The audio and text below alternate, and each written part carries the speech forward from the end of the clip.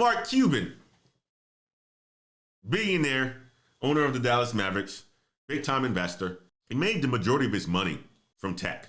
That's the reason why I follow Mark Cuban, is because he made the majority of his money in his life from tech investments and from selling a company that he created because of technology.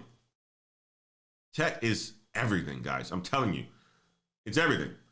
But whether you're an entry-level employee or a CEO, you probably need to understand the internet and mobile technology to succeed.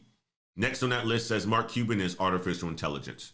Our friend AI and Me, engineering cannabis, talks about AI all the time. Absolutely fabulous.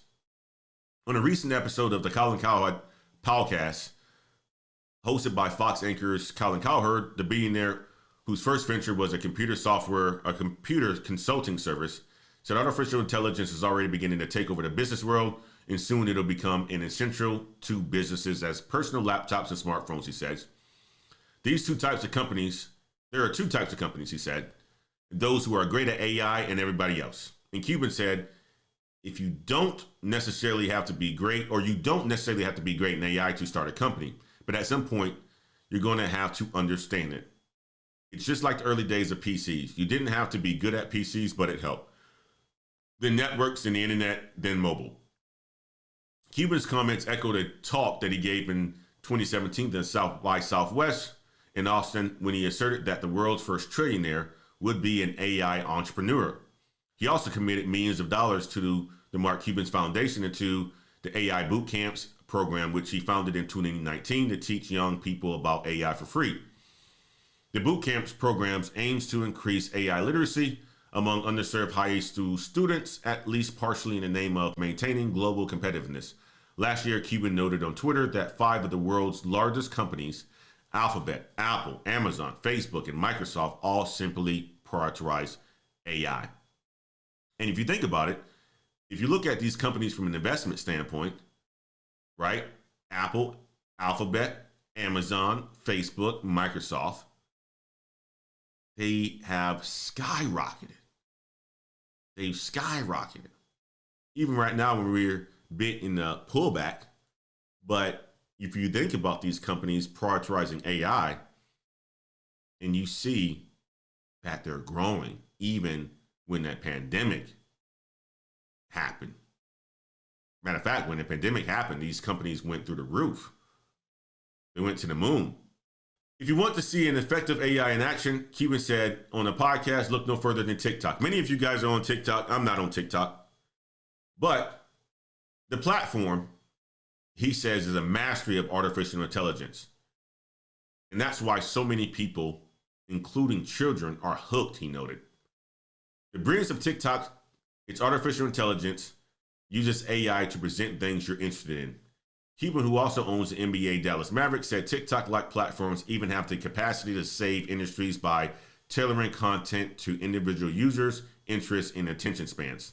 If my son, and I like Luka Doncic, who's a basketball player for the Dallas Mavericks, NBA stuff and dogs, guess what?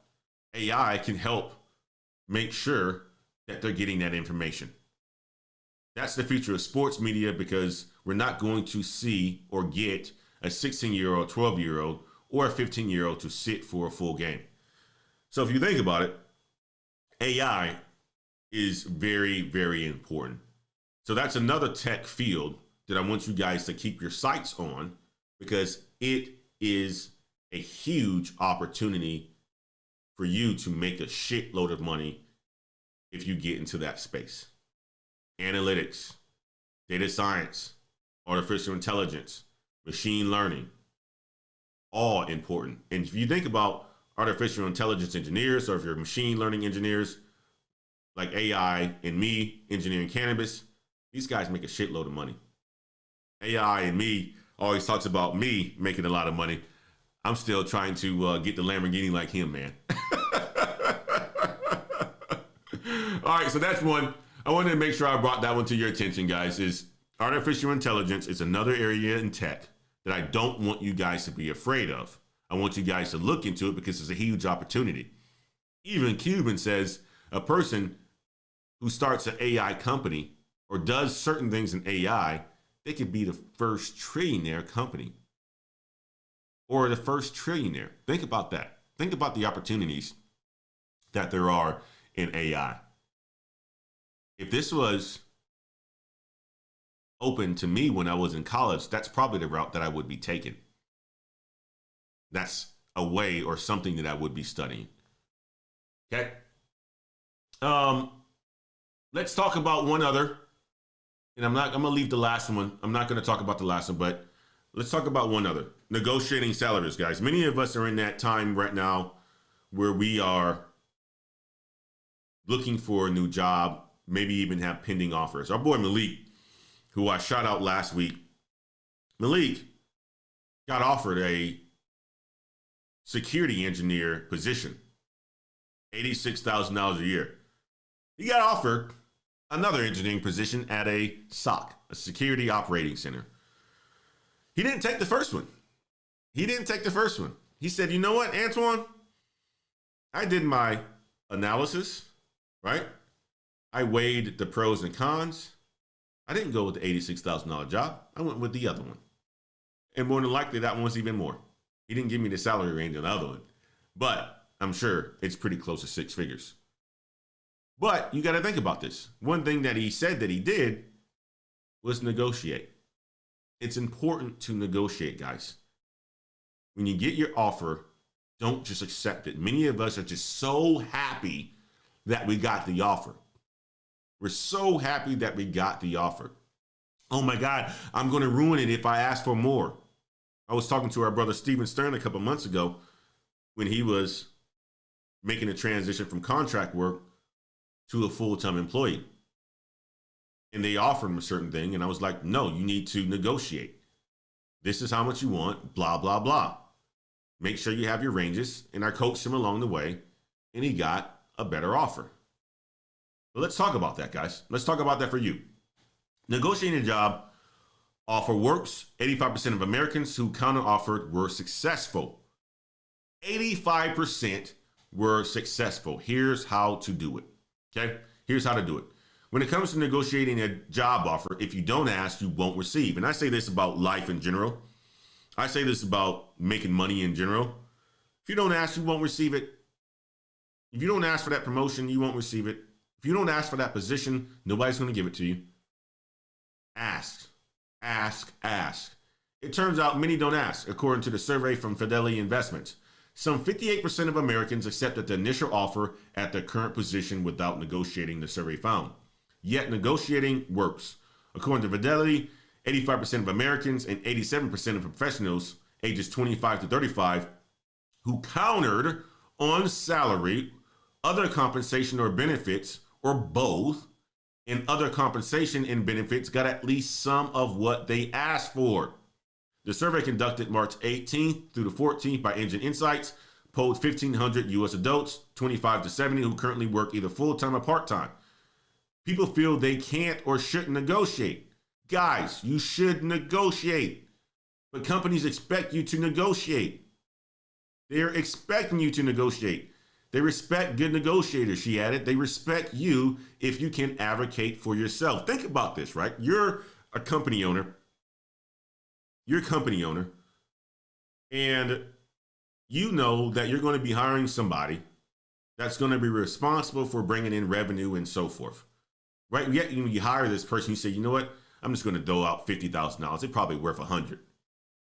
And if they accept that position, shortballing themselves, what do you think they'll do to you in the position of having to negotiate on behalf of the company?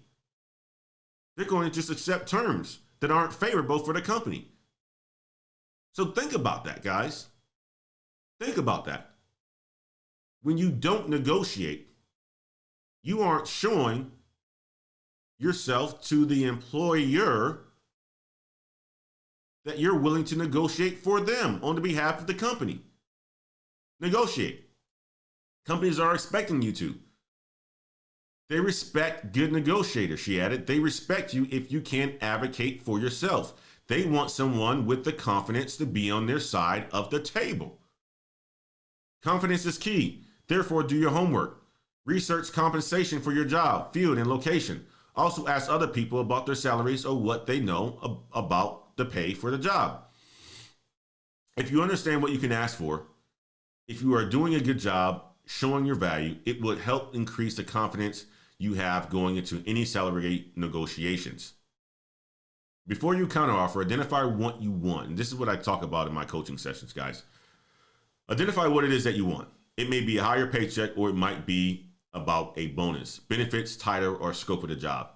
When focusing on salary, remember that even if the salary is in line with the market data, you can still sell your specific skill set or experience as a reason for a higher rate. Okay? People feel like they can't or shouldn't negotiate, but companies expect for you to negotiate, guys. If higher pay isn't in the cards, you can also negotiate for those non-salary items. Really look at the entirety of the offer and don't just be so quick to say whoever gets the most money wins, she said. Also, think about what's going on at the company. For example, do they need you to start right away? If so, that might be worth additional pay or bonus to start earlier, right? You got a month where you can start because you're in transition. If they want you to start in 2 weeks, you can negotiate that, guys. You can negotiate that. Maybe that's another $2,500 bonus. $2,500 would go a long way. If possible, negotiate with the person who will be the ultimate decision maker. So this is typically the hiring manager, the person that's responsible for the budget.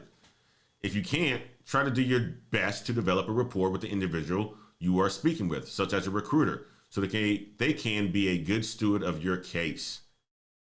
How you approach the employer with a counteroffer also matters. Be clear that you are excited to work for the company and highlight the skills and value you bring to the table.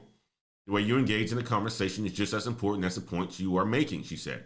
Soft skills, selling yourself, being confident, doing the research. At the end of the day, it never hurts to ask. If the answer is no, it doesn't mean the job offer will be rescinded. Plus, you can always revisit the topic down the road. I think that's where many of us get it wrong, right? We think that if we negotiate, that they're going to take the offer away. Matter of fact, this is the conversation that I had with my brother Steven. It's like, oh man, Antoine, if I ask for too much, they're not going to give me the job. No, most companies don't make it that way. They'll say, okay, well, we can't do this, but this is what we can do. They're not going to just say, no, pass on, we're going to somebody else. If they really want you, they want you. And if you're able to sell yourself to where they want you, they want you.